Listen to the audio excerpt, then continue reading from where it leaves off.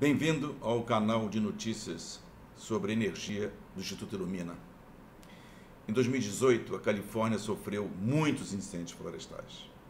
E um deles, que os americanos denominaram de Camp Fire, afetou uma ampla região no norte da capital do estado, Sacramento. Mas também ocorreram na Califórnia inundações, nesse ano 2018, inundações, secas mais longas, temperaturas mais altas do oceano, enfim, um efeito dominó proveniente das mudanças climáticas. Agora, isso é uma evidência inequívoca das questões que envolvem a mudança climática. A Califórnia, o estado da Califórnia, é a quinta maior economia do mundo. Tem cerca de 40 milhões de habitantes. Interessante que seus deputados são majoritariamente democratas. E o estado já tem uma lei, o estado já é considerado mais verde dos Estados Unidos, e tem uma lei pelo qual 50% de toda a eletricidade viria de fontes livres de carbono até 2030. Mas, com essa situação de 2018, a população começou a pressionar o governo. E aí, o governador aumentou a aposta, vamos assim dizer, com a Comissão de Energia, aprovando por unanimidade um plano que exige novas casas, prédios de apartamentos com energia solar instalada e um grande plano que nós vamos detalhar. O governador, Jerry Brown, ele deixou o governo em 2018, era ano de eleições. Ele ficou sensibilizado pela pressão da população com aquela situação. Queriam solução, queriam alguma solução, porque não era possível eles estarem vivendo tragédias num estado tão adiantado, viver tragédias de inundações, secas e queimadas florestais. E ele fez um gesto, vamos dizer assim, que desafiou o presidente Donald Trump. Como todos sabem, o presidente é cético sobre as mudanças climáticas. Então, o governador assinou uma lei, que é um plano, para que a geração elétrica do estado seja 100% de energia limpa até 2045. 100% de energia limpa até 2045. Essa lei estipula que toda energia elétrica distribuída pela rede estadual vai ter um balanço neutro de carbono até 2045. Mas, em resumo, esse plano tem as seguintes metas. Primeiro, aumentar o armazenamento de baterias e tecnologias que substituam a geração de combustível fóssil existente. Incluir na matriz elétrica fontes renováveis na base do sistema. E quais são as fontes que eles têm lá? Geotérmica, alguma biomassa, hidrelétricas, vão ter gases nucleares e gás natural, mas com captura e armazenamento de carbono, CCS. O plano também cita que pode incluir um desenvolvimento da tecnologia, a participação maior do hidrogênio. Outro ponto importante serão os padrões de eficiência energética que exigirão que os novos edifícios tenham melhor isolamento, melhor ventilação, além de atualizações com eficiência energética para a iluminação nas residências, nos edifícios da residência. A Califórnia, como eu disse, é um estado americano verde, gera quase 60% de geração elétrica sem emissão de CO2. Tem energia nuclear, hidrelétricas e tem renováveis. Mas, mesmo assim, a geração elétrica representa 16% das emissões de gases de efeito estufa naquele estado. A energia solar e eólica representa 8% da produção da eletricidade dos Estados Unidos, mas na Califórnia chega a quase 20%. Eu li uma declaração de um senador chamado Kevin De Leon, que já existem 10 vezes mais empregos nesse setor de renováveis na Califórnia do que na exploração de minas de carvão em todos os Estados Unidos. Desde 2000, as plantas de carvão foram fechadas, né? A Comissão de Energia do Estado estima que 30% do varejo, dos produtos do varejo na Califórnia, eles vêm de fontes renováveis. Isso está muito à frente, segundo as estatísticas que eles dizem, de outros estados dos Estados Unidos. Muito bem.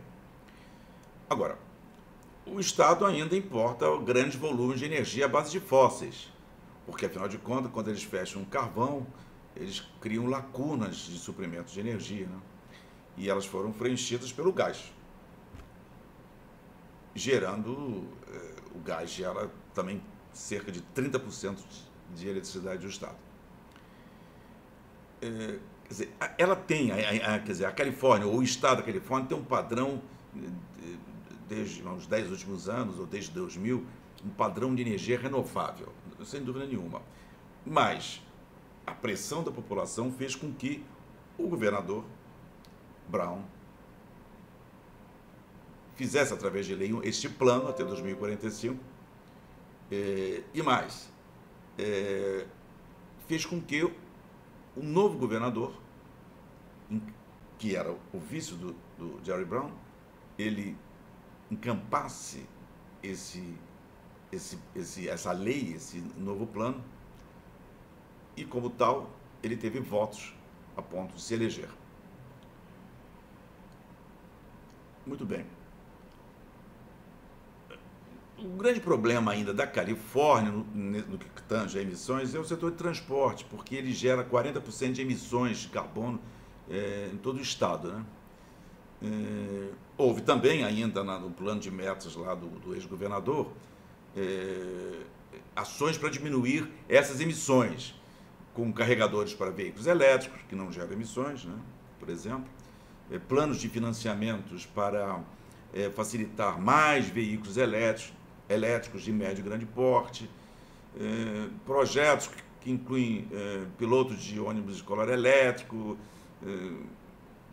quer dizer, comprovação de caminhões e ônibus mais limpos, vamos dizer assim, investimentos em veículos pesados, de modo que as estradas tivessem caminhões mais limpos. Ele entrou também com metas e ações neste setor de transporte. Certamente o preço dos veículos elétricos continuam mais caros. E se as tecnologias de bateria não avançarem e se tornarem mais baratas, isso vai ser um problema. Daí essas ações para facilitar com financiamento uma introdução maior, uma difusão maior de veículos elétricos. A economia da Califórnia é uma das que mais cresce nos Estados Unidos. O Estado apresenta um desempenho da economia geral maior do que o do próprio Estados Unidos. Os índices mostram que a Califórnia tem um melhor desempenho econômico que o próprio Estados Unidos, que anda numa fase de desenvolvimento econômico, como todos sabem. E nós sabemos, aqueles que lidam com energia, que um crescimento econômico nesse padrão mundial da classe média alta, ou mesmo uma classe mais baixa, que tem sempre um anseio de consumir equipamentos elétricos, ou mesmo uma classe mais abastada, que com isso vai comprar uma outra casa, ou vai colocar mais eletrodomésticos, etc. Esse padrão mundial de consumo que nós temos, quando você tem um desenvolvimento econômico, certamente a sua renda cresce, você começa a adquirir equipamentos, ou equipamentos de lazer, barcos, etc., enfim, que geram emissões. Mas o curioso é que nos últimos anos crescente economia da Califórnia ficou dissociada desse vetor. Quer dizer, as suas emissões entre 2000 e 2014 caíram cerca de 6%. E a sua economia teve um crescimento cerca de 27%, 28%, menos de 30%. Mas imagina, vamos falar 28% de crescimento e as emissões caíram. Olha que dado interessante e importante. Ou seja, eu estou colocando mais renováveis e, com isso, quando eu gasto mais energia, em função de um desenvolvimento econômico, as minhas emissões não crescem. Bem, aqui no Brasil, eu acho que se houver um planejamento independente, sem pressões de indústrias que têm seus interesses próprios, indústria de energia, que têm seus interesses próprios, podemos também ter um caminho do tipo da Califórnia. Mas, na semana passada, num evento no Rio de Janeiro, o diretor-geral do ONS, Dr. Luiz Barata, anunciou que entre 4 a 5 anos, a base do sistema elétrico nacional deixará de ser renovável. Deixará de ser hidrelétrico para ser fóssil. Ou seja, o que se prevê, o planejamento indica isso, que as usinas térmicas a gás natural serão a base do sistema. O próprio diretor da EPE, nesse evento, o Dr. Eric, também confirmou que as hidrelétricas vão perder cada vez mais espaços para as térmicas a gás. Bem, certamente as hidrelétricas vão sair um pouco do seu papel principal, seja por pressões ambientais, seja porque não temos muito mais locais para novos reservatórios, né? E aí eu tenho que ter na base, no regime de transição para mais renováveis, o gás natural. Sobretudo, que é uma pressão da indústria de gás, de viabilizar o gás do pré-sal através da instalação de térmicas. Muito bem, é um jogo, né? Um jogo de pesos econômicos, de pesos de interesse, de política energética. Agora, quer dizer, o Brasil sempre vai para o exterior nesses eventos que discutem ambições e planos, as COPs, com, vamos dizer, a propaganda, ou com, não é bem a propaganda só, ele vai com aquela realidade de que a nossa matriz é limpa. Nossa matriz é muito mais limpa, a matriz elétrica muito mais limpa do que a Europa, por exemplo.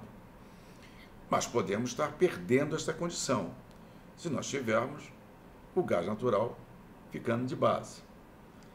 Então é aquela questão que aqui no Ilumina sempre discutimos. Será que se eu coloco os reservatórios, não mais gerando na base, em paralelo vou segurando essa base com térmicas, mas eles vão ser baterias, vão armazenar energia para o momento da intermitência de eólicas, por exemplo, ou solar, posso inverter esse papel dos reservatórios e vou colocando cada vez mais renováveis, né? Quer dizer, eu mudo um pouco o padrão de operação dos reservatórios hidrelétricos.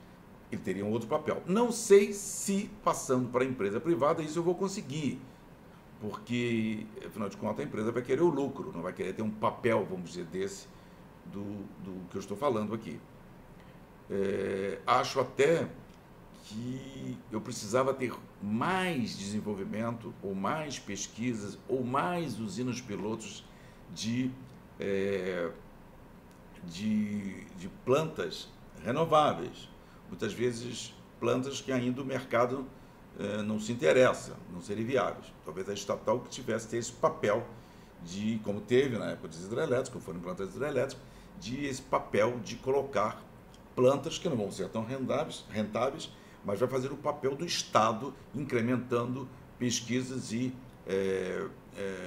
plantas ainda renováveis que o mercado não está interessado. Mas, por exemplo, no caso da solar, da fonte solar, o Brasil está um pouco atrasado nisso, na minha opinião.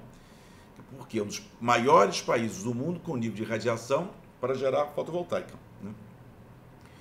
os módulos fotovoltaicos, os seus preços caíram nos últimos 8, 10 anos.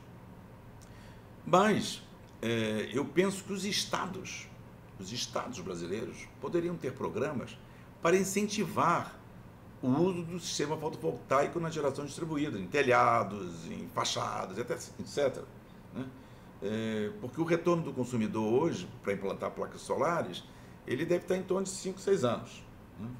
Então, talvez o Estado pudesse acelerar, exatamente, com financiamento externo. Tem tantos fundos que podem ajudar nisso, mas teria que ter uma vontade política, um planejamento para tal ação, né? E acreditar que há mudanças climáticas. Né? Os prédios públicos deveriam ter isso. Os veículos de empresas, até estatais, deveriam ser elétricos. Né? Escritórios de prefeituras também deveriam ser com telhados solares. Prefeituras deveriam ter parcerias com os estados para que isso desenvolvesse. Posso pegar, por que eu não pego uma cidade, faço uma cidade verde, faço um piloto e começo a ter uma avaliação de custo-benefício naquela cidade piloto? É uma ideia que eu acho que nós poderíamos fazer. Agora, a questão da solar, eu acho que temos que ter mais incremento, mais desenvolvimento. Né? A geração distribuída e centralizada no Brasil tem um pouco mais, ou mais de 2 gigas. Né? Mas a China tem 45 e a Índia tem 11, então é pouco. O tamanho do Brasil, da pujança do Brasil. Há opções de financiamento via bancos para o consumidor, mas se não houver um programa forte, que as estatais, que as prefeituras, que os estados, eles se unam e entram nisso, eu acho que isso não desenvolve tão facilmente. A eficiência energética, eu acho também algo importantíssimo, que as prefeituras e os estados fizessem diagnósticos de eficiência energética.